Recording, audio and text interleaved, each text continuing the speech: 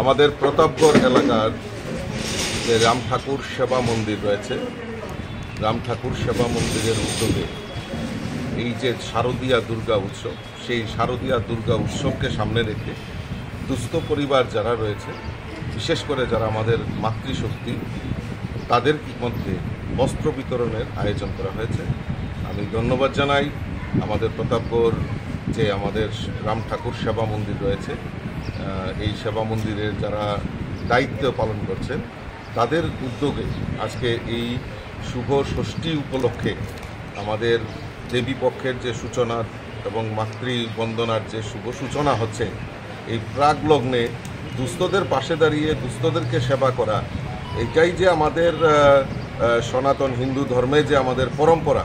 সেটাকে ওনারা বাস্তবায়িত করছে। আমি তাদেরকে পুনরায় অশেষ ধন্যবাদ জানাচ্ছি এবং আশা করি আগামী দিন আরও সামাজিক কাজে ওনারা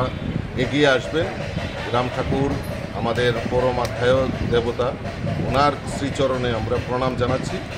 এবং আপনাদের মাধ্যমে আমি সমস্ত রাজ্যবাসীকে শুভ ষষ্ঠী উপলক্ষে অনেক অনেক প্রীতি এবং শুভেচ্ছা জানাই।